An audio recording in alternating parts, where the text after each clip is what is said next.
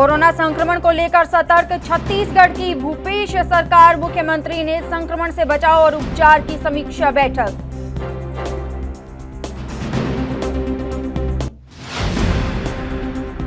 BJP की बैठक में उपचुनाव पर मंथन। भोपाल में मुख्यमंत्री शिवराज सिंह चौहान की दो टूक, ये जलवा रुतबा तभी तक जब तक सरकार है, इसलिए काम करें। छत्तीसगढ़ में एनबी न्यूज का विस्तार। बिलासपुर में सीएमडी डॉक्टर यूहानन मैथ्यू और एडिटर इन चीफ प्रवीण पाठक ने ब्यूरो ऑफिस का किया उद्घाटन।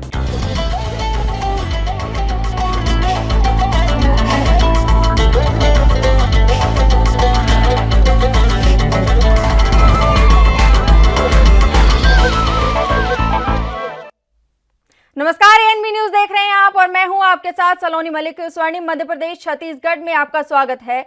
बुलेटिन का आगाज करते हैं। कोरोना वायरस के मामले लगातार बढ़ते ही जा रहे हैं। ऐसे में बढ़ते मामलों की वजह से सरकार की भी नींदें उड़ी हुई हैं, जिसके चलते छत्तीसगढ़ के मुख्यमंत्री भूपेश बघेल ने रविवार को प्रदेश में कोरोना संक्रमण से बचाव और उपचार की समीक्षा बैठक की। बता दें कि ये बैठक मुख्यमंत्री निवास में वीडियो कॉन्फ्रेंसिंग के जरिए हुई। इस दौरान गृह मंत्री ताम्रध्वज साहू, स्वास्थ्य मंत्री टीएस सिंहदेव, कृषि मंत्री रविंद्र चौबे, वन मंत्री मोहम्मद अकबर जैसे तमाम बड़े मंत्री और प्रशासनिक अधिकारी वीडियो कॉन्फ्रेंसिंग से जुड़े।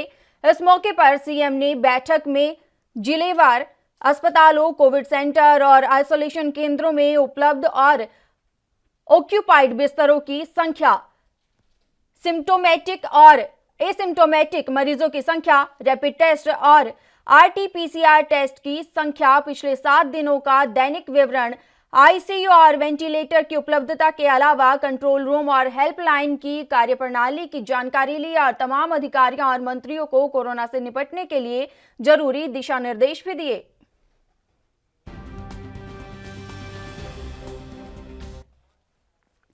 ज्यादा जानकारी के लिए पवन सिंह ठाकुर संवाददाता हमारे साथ फोन लाइन पर जुड़े हैं। पवन सिंह ठाकुर, आपसे जानना चाहेंगे, सीएम ने समीक्षा बैठक की है, कोरोना वायरस के मामले लगातार बढ़ते ही जा रहे हैं, ऐसे में सरकार की चिंताएं भी यहां पर बढ़ती हुई नजर आ रही हैं।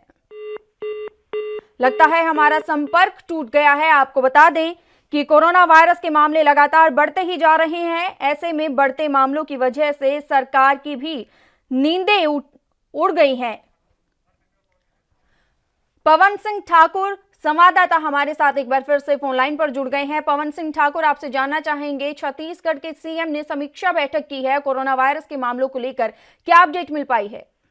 जी बिल्कुल समझ जी, आपको बता दें, जो छत्तीसगढ़ में लगातार जो कोरोना संक्रमित मरीजों की और मौतों के जो आंकड़े लगातार बढ़ रहे हैं, उसको लेके छत्तीसगढ़ शासन भी चिंतित है, जिसको लेकर आज मुख्यमंत्री भूपेश बघेल ने अपने निवास में ऑनलाइन एक समीक्षा बैठक आयोजित की थी, जिसमें कई अहम फैसले लिए गए हैं, जिसमें छत्तीसगढ़ में लॉकडाउन नहीं लगाने का निर्णय लिया गया। हम प्रदेश में के जितने भी अस्पताल हैं, उन अस्पतालों में बेड की जो जानकारी है उसे सार्वजनिक की जाएगी। जो कोरोना मरीज हैं उनको दिन पे 2 बार डॉक्टर निरीक्षण करके उनकी जांच करेंगे। ये तमाम जैसा और मरीजों की मौत होने पे मौतों की जानकारी भी दी जाएगी और अलग अन्य मौतों से जो जानकारी होगी उनकी और कोरोना से जो मौत होंगी उनकी जानकारी अलग अलग साझा की जाएगी। पवन सिंह ठाकुर, आपसे जानना चाहते हैं कि लगातार मामले बढ़ ही रहे हैं, ऐसे में सरकार भी चिंतित नजर आ रही है, लेकिन अगर वायरस के जांच की बात की जाए, कोरोना वायरस को लेकर जो जांच की जा रही है, टेस्ट किए जा रहे हैं, उसमें कितनी बढ़ोतरी अब की जाएगी? जी बिल्कुल, अब ये लक्ष्य रखा गया है, जो पर डे 5 से 8 हजार जो लक्ष्य रखा गया था प्रतिदिन, तो इसका उसको बढ़ा के 15,000 कर दिया गया है, जिसमें और टेस्ट वैन भी चलाया जा रहा है। वैन इनके माध्यम से मोहल्लों में इसकी जांच की जाएगी अब। और इसी के अलावा कोरोना अस्पताल जो है, कोविड हॉस्पिटल, उनको लेकर उनकी क्या और ज्यादा उपलब्धता बढ़ाई जाएगी, और ज्यादा संख्या बढ़ाई जाएगी? जी बिल्कुल, इसमें ABC 3 कैटेगरी में अस्पतालों को बांटा गया है, जिसमें 6200 रुपये पर डे, एक कैटेगरी में 6200 रुपये पर डे, जिसमें डॉक्टर सुबह शाम चेकअप करेंगे। बी में भी उसी तरह की, और सी में 4,500 रुपये पर डे चार्जेस रखे गए हैं और शहर के अन्य और प्राइवेट अस्पतालों को भी चिन्हित कर कोरोना संक्रमित मरीजों के लिए बनाया जा रहा है। पवन सिंह ठाकुर, बहुत बहुत धन्यवाद हमारे साथ जुड़ने के लिए और ये तमाम जानकारी देने के लिए।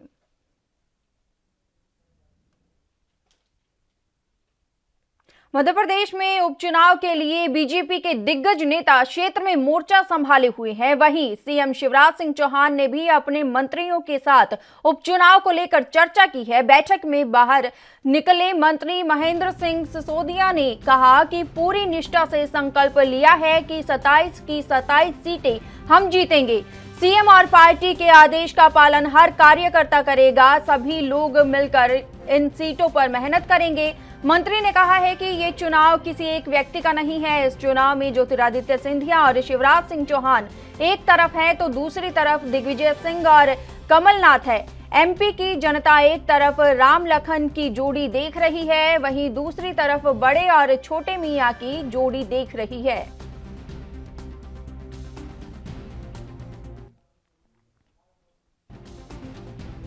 पार्टी जिस जंग में भी कूदती है पूरी निष्ठा और वफादारी के साथ कूदती है और ये संकल्प आज इस मीटिंग में लिया है कि 27 की 27 सीटें हम जीतेंगे और 100% जीतेंगे और जो मुख्यमंत्री जी का आदेश है और पार्टी का आदेश है उसका पालन प्रत्येक कार्यकर्ता करेंगे।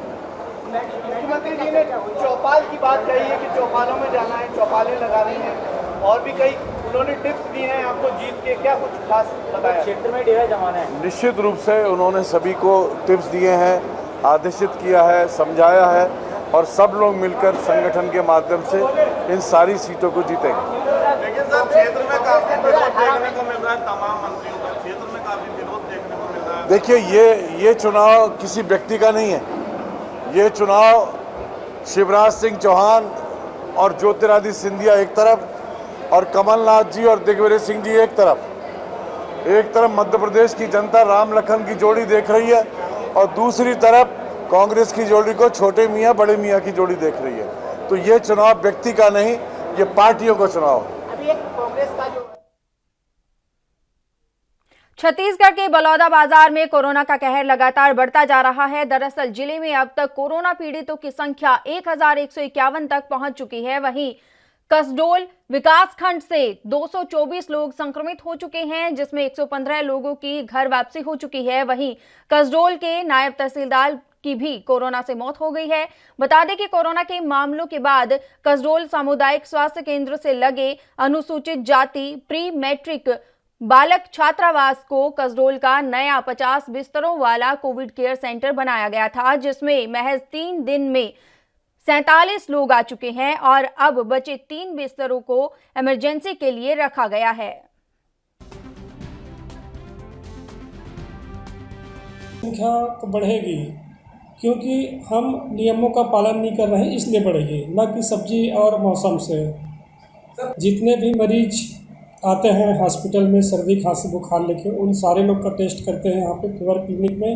उसके साथ जो भी मरीज भर्ती रहते हैं हमारे हॉस्पिटल में, उन सभी का जांच कर पा रहे हैं। इस वक्त है हम कसडोल ब्लॉक मुख्यालय के जिला सहकारी बैंक में। आइए हम लोगों से ही रूबरू होते हैं आखिर क्या कारण है कि लोग सोशल डिस्टेंस का पालन नहीं कर पा रहे हैं। आप देख सकते हैं कि कसडोल ब्लॉक मुख्यालय में अब तक कोरोना संक्रमित काफ़ी लोग आ चुके हैं। क्या कारण है कि लोग मास्क नहीं लगा रहे हैं? क्या कारण है कि लोग सोशल डिस्टेंस का पालन नहीं कर पा रहे हैं? यह निश्चित ही शासन प्रशासन की उदासीनता है। आज आप देखिए कि शराब की भट्टी जो शासन के द्वारा संचालित हो रहा है, वहाँ पे ना सोशल डिस्टेंसिंग है, ना मास्क का होता है, ना सैनिटाइजर का उपयोग होता है। आज जिस तरह प्रशासन हवा बना के रखा हुआ था, मैं जिस जगह खड़ा हुआ हूँ यह जिला सहकारी बैंक है। यहाँ पे सैकड़ों लोगों का प्रतिदिन आना होता है। यहाँ आप देख सकते हैं इतनी भीड़ है। ये भी बैंक शासन द्वारा संचालित है।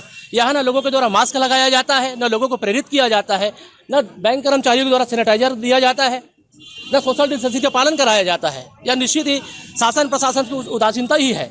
आप जाके देखेंगे कि हम जब अपने घर में दुबके रहते हैं तो भट्टी में हजारों लोगों का भीड़ पड़ा रहता है। इसे हम क्या कहेंगे? ये निश्चित ही शासन की प्रशासन की उदासीनता है। लगातार संक्रमण बढ़ रहा है, फिर भी लोग बाज नहीं आ रहे, सैनिटाइजर का उपयोग नहीं कर रहे हैं। मेरे को लगता है कि जिस प्रकार से शासन प्रशासन को चाहिए कि लोगों को फिजिकल डिस्टेंसिंग का और जो सैनिटाइज़र का जो प्रचार प्रसार है, वो लगता है कि एक आम जन तक दायरे में होना चाहिए वो दायरे में कमी ना। लोगों का कहना यह है कि अगर शराब दुकान सरकारी है, क्यों शराब दुकान पे सैनिटाइजर का उपयोग नहीं किया जाता। सोचनी बात है, अगर शासन प्रशासन के ही अमले अगर ऐसा कुछ करते हैं तो लोग आम जन पे क्या प्रतिक्रिया रहेगी। मध्य प्रदेश के इंदौर से जबलपुर जाने वाली यात्री गाड़ी के लिए स्टेशन पर एक ही प्रवेश रखा गया है और पहले यात्रियों को बुकिंग खिड़की पर थर्मल स्क्रीनिंग और आत्मा मशीन से टिकट चेकिंग की व्यवस्था की गई थी। इस व्यवस्था में यात्रियों की सुविधा के लिए परिवर्तन किया गया है और अब यात्रियों को सीधे प्रवेश द्वार से प्लेटफॉर्म की एंट्री पर एक केबल बनाया जा रहा है, जिसमें थर्मल स्क्रीनिंग और मशीन से टिकट चेकिंग की व्यवस्था होगी और सभी यात्रियों को सूचित किया गया है कि यात्रा शुरू होने से 2 घंटे पहले ही वो स्टेशन पर पहुंच जाएं और अपनी सुरक्षा और टिकट जांच कराएं और अपनी यात्रा सुनिश्चित करें।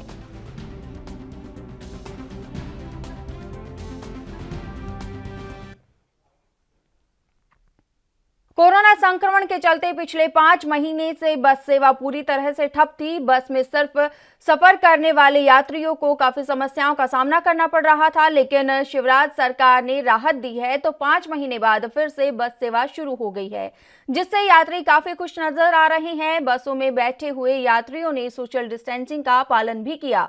आपको बता दें कि फिलहाल किराए में अभी कोई बढ़ोतरी नहीं की गई है, लेकिन बस ऑपरेटरों ने बताया कि 20% किराया बढ़ाने के लिए निवेदन किया गया है। इसके अलावा बस ऑपरेटरों ने सीएम का धन्यवाद किया है और बताया है कि सभी से कोरोना नियमों का पालन करने के लिए कहा जा रहा है। सरकार ने बस मालिकों की कुछ हद तक बात मानी और उसी दौरान आज से बस सेवा पुनः चालू हो चुकी है। आज हमारे साथ मौजूद हैं बस ऑपरेटर हैं, उन्हीं से हम बात जानना चाहेंगे कि किस प्रकार की बस में यात्रियों के लिए सुविधा की है और क्या कुछ व्यवस्थाएं करके रखी हैं। जी, सबसे पहले तो आपका नाम जानना चाहेंगे, क्या नाम? मैं सागर शिवर है, सागर ट्रेवल से। मैं सागर जी, आज से कितनी बस चालू हुई? आज से लगभग 10 से 12 बसें चालू हुई हैं, जिससे 3 या 4 बसें भोपाल से चालू हुई हैं, लोकल से भी 4-5 वाहन चालू हैं। तो बसों में क्या सुविधाएं हैं? सैनिटाइज़र अभी सवारी पैसेंजरों के लिए रखे हैं और सभी को बोला जा रहा है कि मास्क लगा के रखें और मास्क पहनकर ही बैठें। सरकार से आपने किस प्रकार से अपील की थी? जो टैक्स को लेकर चर्चा हुई थी, उस टैक्स की यदि बात करी जाए तो टैक्स को लेकर क्या चर्चा में? कोरोना काल में पिछले 5 माह से वाहन खड़े थे। सम्मानीय शिवराज जी का बहुत बहुत धन्यवाद करता हूँ मैं, जिन्होंने हमारा टैक्स माफ़ किया और पूर्णतः सवारी बैठाल कर चलाने की अनुमति दी। यात्री जो सफ़र कर रहे हैं उनमें किराए में बढ़ोतरी की है या फिर ये अभी हम लोग तो बढ़ा नहीं सकते, ये कैबिनेट तय करेगा। 20% बढ़ाने का हम लोगों ने निवेदन किया है और ऐसा हमारा मानना है कि शिवराज जी ये बात भी मानेंगे और 20% किराया बढ़ेगा। अभी फिलहाल में तो बढ़ाया है किराया, नहीं बढ़ा? अभी नहीं बढ़ा। तो जैसा कि बताया गया है कि 20% किराया बढ़ाने की मांग की है, मगर फिलहाल में यात्रियों को अभी सुविधा है, किराया नहीं बढ़ाया गया है। होशंगाबाद से ANB न्यूज़ के लिए अनिल यादव। छत्तीसगढ़ में बलरामपुर जिले के शंकरगढ़ विकासखंड के ग्राम पंचायत कमारी में पूर्व में एक शिक्षक रह चुके बीजेपी के पूर्व सामरी विधायक सिद्धार्थनाथ पैकरा और वर्तमान में अनुसूचित जनजाति के प्रदेश अध्यक्ष का जन्मदिन 5 सितंबर शिक्षक दिवस के दिन मनाया जाता है, जिसको क्षेत्र के बीजेपी कार्यकर्ताओं ने बड़े ही धूमधाम से मनाया है। इस मौके पर पूर्व विधायक ने अपने सभी कार्यकर्ताओं का आभार व्यक्त करते हुए सभी का हौसला अफजाई की है। ये तो दूरी का भी ध्यान रखते हुए मेरा जन्मदिन दिवस आज कमारी ग्राम में कार्यकर्ताओं द्वारा रखा गया था और यहीं पर केक काट कर मनाया गया। गांव में तो जन्मदिन का प्रचलन नहीं है, पर मेरे शिक्षक ने जो प्राइमरी स्कूल में मेरा नाम लिखे, स्वर्गीय सुखदेव पांडे जी, उन्होंने मेरा जन्मदिन और तारीख तो 5 सितंबर को रख दिए, जिस दिन शिक्षक।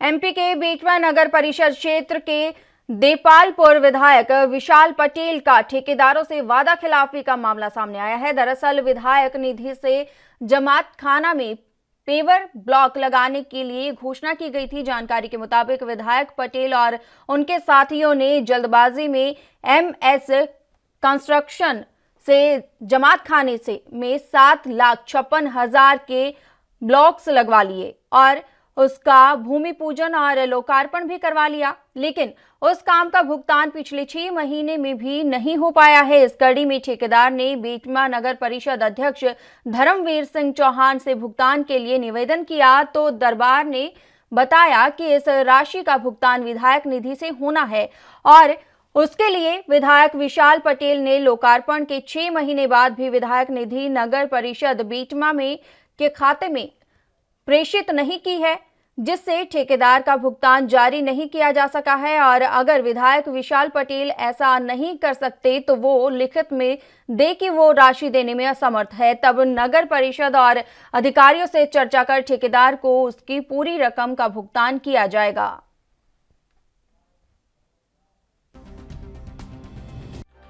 ब्लॉक लगाया था, विधायक जी ने घोषणा की थी मेरे को 5 महीने ब्लॉक लगा के होगा, पेमेंट हुआ नहीं मेरा। मैं नगर पालिका अध्यक्ष साहब के पास आया पेमेंट के लिए, 5 महीने चक्कर खा रहा हूँ, मेरा पेमेंट हुआ नहीं अभी। उनके पास भी गया था मैं, 2-3 बार गया हूँ, बोले करा देंगे। आपकी क्या प्रक्रिया है? आगे मैं अध्यक्ष महोदय के पास में आया हूँ पेमेंट के लिए नगर परिषद बेटमा में। तो नगर परिषद में आपको क्या आश्वासन दिया गया? नगर परिषद में अब बात करने का बोला है। मोहम्मद सलीम जी इनके लड़के ने टेंडर लिया था, सलमान जी ने, तो ये यहाँ पर आए, ये पिछले 6 महीने से परेशान हो रहे हैं। इस पेवर ब्लॉक का आपने लोकार्पण, आपने भूमि पूजन इसका क्या, तो मेरा विधायक जी से ये निवेदन है कि जब आपने लोकार्पण भूमि पूजन किया तो आपके कार्यकर्ता या आप लोगों ने जो भी यहाँ के कांग्रेस की राजनीति करते हैं, इन लोगों ने इनके गरीब व्यक्ति का इनका पेमेंट दिलवाना चाहिए। आप 6 महीने से इनको पेवर ब्लॉक लगा दिया, पेवर ब्लॉक लगवाने के बाद में इनसे दबाव बनवा के पेवर लगवा दिया, प्रशासनिक अधिकारियों से खिलवा के, और झूठा सच्चा आपने पेवर ब्लॉक लगा के उसका लोकार्पण कर दिया। आप लोकार्पण एक नहीं, आप 1000 लोकार्पण करें, ऐसी मेरी आपको शुभकामना विधायक जी। लेकिन मेरा ये कहना है कि आप ऐसे झूठे लोकार्पण नहीं करें, कम से कम थोड़ी तो शर्म करो। छत्तीसगढ़ के कवर्धा जिले के पूर्व विधानसभा क्षेत्र में लोग खासे परेशान हैं। दरअसल ग्राम वीरेंद्र नगर से रणवीरपुर जाने वाली सड़क के लगभग आधा किलोमीटर के अंतर्गत बहुत ज्यादा ही खस्ता हाल हो चुका है। जगह जगह पर बड़े बड़े गड्ढे हो चुके हैं और बरसात आने के बाद तो आलम ही अलग हो जाता है। बता दें कि बरसात के दिनों में सड़कें पानी से लबालब हो जाती हैं, जिससे लोगों को गड्ढे नजर नहीं आते हैं और पानी की वजह से लोगों को सड़क का आभास नहीं होता, जिससे वो दुर्घटना का शिकार हो जाते हैं और उन्हें गहरी चोटें भी आती है। वहीं मेन रोड होने की वजह से यहाँ लोगों का आवागमन लगा रहता है। यहाँ तक कि क्षेत्र के विधायक जनप्रतिनिधि भी इस रोड से होकर सैकड़ों बार गुजर चुके हैं, लेकिन सड़क की मरम्मत आज तक नहीं हो पाई है। स्थानीय लोग भी इस सड़क को लेकर कई बार प्रशासन से गुहार लगा चुके हैं, लेकिन प्रशासनिक अधिकारियों के कानों तले जूं तक नहीं रेंगी।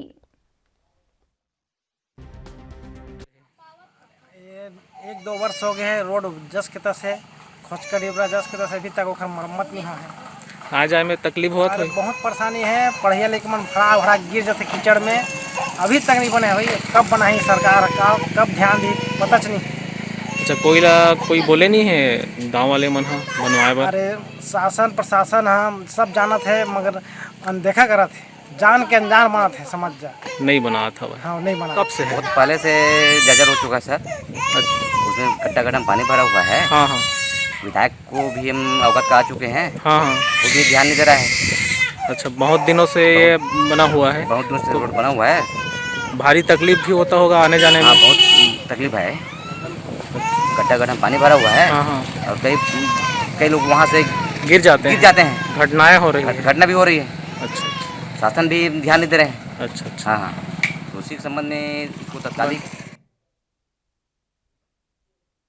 छत्तीसगढ़ के राजनांदगांव में पुलिस लगातार एक्शन मोड में दिखाई दे रही है। जिले में नए पुलिस अधीक्षक डी श्रावण के निर्देश में जिला पुलिस को लगातार बड़ी सफलता प्राप्त हो रही है। दरअसल आरोपियों के खिलाफ कुछ दिन पहले लूट का मामला दर्ज किया गया था, जिसके बाद पुलिस लूट के आरोपियों की तलाश में जुट गई थी और अब पुलिस ने आरोपियों को गिरफ्तार कर लिया है। वहीं पुलिस ने आरोपी से लूट कर की गई कार और मोबाइल फोन भी बरामद किया है।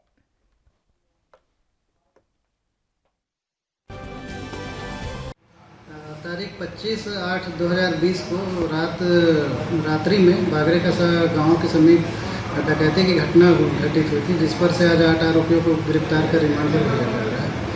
घटना करने के बाद मुख्य आरोपी वो रीवा चले गया था, जहां से पुलिस पार्टी के द्वारा पकड़ा गया साइबर टीम की मदद से, और उसे लाकर आज रिमांड भेजा जा रहा है।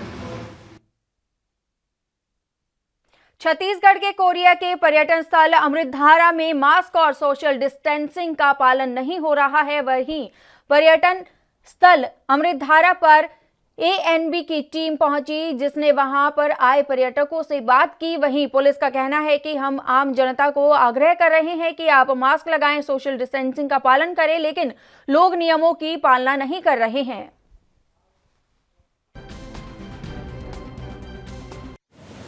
आज हम खड़े हैं कोरिया ज़िले के अमृतधारा में, जो कि एक बहुत ही अच्छा पिकनिक स्पॉट है, वाटरफॉल है, जहाँ पर छत्तीसगढ़ में इनका एक अलग ही स्थान है इस जगह का। यहाँ पे अलग अलग जगह से लोग यहाँ पर घूमने आते हैं और पिकनिक मनाते हैं। वहीं अपने कहीं ना कहीं कोरोना काल के बाद, थोड़ा सा लॉकडाउन खुलने के बाद यहाँ पर लोग पिकनिक मनाने और सबको एंजॉय करने के लिए आते हैं। आइए यहाँ पर जो अभी यहाँ पर आए हैं दरअसल यहाँ पर घूमने, उनसे बात करते हैं कि यहाँ पर उनको आने से कैसा लगा। आप लोग कहाँ पे हैं? हम बिजुरी से हैं। तो यहाँ पर आप अमृतधारा में क्या करने आए हैं? बस ऐसे ही आंटी का बर्थडे था तो प्लान बन गया आने का। और कैसा लग रहा है आपको अमृतधारा में? बहुत ही ज़्यादा अच्छा लग रहा है, और हम लोगों का मतलब लॉकडाउन के बाद से बहुत ही टाइम बाद प्लान बना तो और ही अच्छा लग रहा है। चलिए, अब जहाँ की हमने बात किया है लोगों से कि अमृतधारा में घूमने आए हैं, बहुत ही अच्छा लगा, लेकिन कहीं ना कहीं आपसे थोड़ी चूक हो रही है कि आपको यहाँ पर मास्क का भी उपयोग करना चाहिए था। अपने पॉकेट में रखे, अभी हम लोग पिक्चर्स ले रहे थे, सिर्फ उस वजह से मैंने निकाला है। चलिए, नियमों की बात करें तो कहीं ना कहीं हमारे देखने के अनुसार यहाँ पर नियमों का उल्लंघन होते दिख रहा। सोशल डिस्टेंसिंग की बात करें तो वो भी नज़र नहीं आ रहा है। कुछ लोगों ने मास्क पहना हुआ है, कुछ लोगों ने नहीं पहना हुआ है। एएनबी न्यूज़ के लिए जिला कोरिया से सावन कुमार की रिपोर्ट। छत्तीसगढ़ के जशपुर में तुमला थाना क्षेत्र के गांव में स्टेट हाईवे मार्ग के बीच सड़क पर खड़े ट्रक की ठोकर से 33 वर्षीय युवक की घटनास्थल पर ही मौत हो गई। बताया जा रहा है कि ट्रक चालक ने लापरवाही से ट्रक को सड़क के बीच खड़ा कर दिया था, जिसके चलते मृतक की बाइक गलती से ट्रक से टकरा गई और घटनास्थल पर उसकी मौत हो गई। वहीं पुलिस ने मामला दर्ज कर लिया है और आगे की कार्रवाई में जुट गई है। वहीं ग्रामीण पंचायत के सरपंच ने तुरंत रूप से दिए जाने वाले राशि का प्रदान किया है।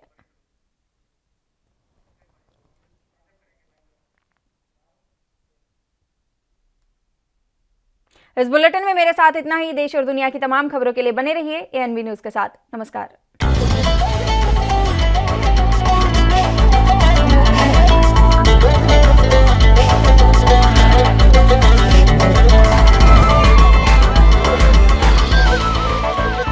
देश दुनिया की खबरों के लिए एएनबी न्यूज को सब्सक्राइब करें और बेल आइकन दबाएं।